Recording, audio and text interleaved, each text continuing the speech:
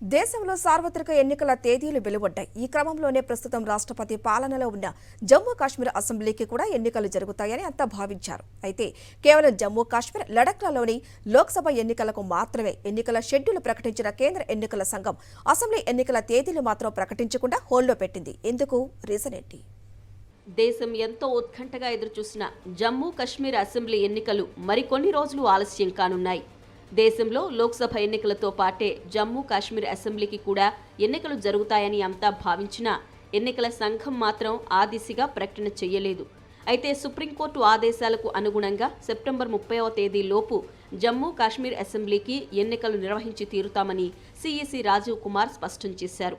ఈ క్రమంలోనే దేశంలో సార్వత్రిక ఎన్నికలతో పాటే జమ్మూ కాశ్మీర్లోనూ లోక్సభ ఎన్నికలు నిర్వహించనున్నట్లు కేంద్ర ఎన్నికల సంఘం ప్రకటించింది.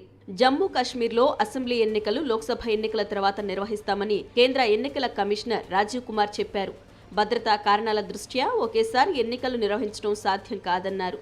ఎన్నికల్లో అభ్యర్థులకు భద్రత కేటాయించాల్సి ఉంటుందని, దేశవ్యాప్తంగా ఎన్నికలు జరుగుతున్న సమయంలో కశ్మీర్లో అంత సెక్యూరిటీ కల్పించడం సాధ్యం కాదంటూ ఎన్నికల కమిషన్ మళ్లీ పాత పాటే పాడారు. ప్రతి అసెంబ్లీ నియోజకవర్గంలో 10 నుంచి 12 మంది అభ్యర్థులు ఉంటారని, మొత్తంగా 1000 కంటే ఎక్కువ మంది అభ్యర్థులు ఉంటారని రాజీవ్ కుమార్ తెలిపారు.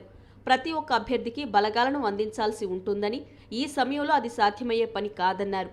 పార్లమెంటు ఎన్నికలు ముగిసిన వెంటనే జమ్మూ కాశ్మీర్లో ఎన్నికలు నిర్వహించేందుకు కట్టుబడి ఉన్నామన్నారు. इतने बड़े देश में इस समय में सिक्योरिटी रीजंस में प्रोवाइड नहीं था, बट वी स्टैंड कमिटेड कि हम जैसे ही ये चुनाव खत्म होते हैं उसके तुरंत बाद, क्योंकि फोर्सेस की हमारे पास अवेलेबिलिटी हो जाएगी, हम चुनाव जल्दी से जल्दी वहां करें. జమ్మూ కాశ్మీర్లో చివరి అసెంబ్లీ ఎన్నికలు 2014లో జరిగాయి.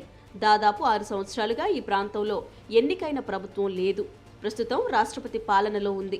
ఇక జమ్మూ కాశ్మీర్కు రాష్ట్ర హోదా కల్పించాలని, ఆ రాష్ట్రంలో అసెంబ్లీ ఎన్నికలు నిర్వహించాలని గతంలో దాఖలైన పిటిషన్లు అన్నింటిపైనా విచారణ జరిపిన సుప్రీంకోర్టు సెప్టెంబర్ 30వ తేదీలోపు ఆ ప్రక్రియను పూర్తి చేయాలని కేంద్రానికి, కేంద్ర ఎన్నికల సంఘానికి ఆదేశాలు ఇచ్చింది.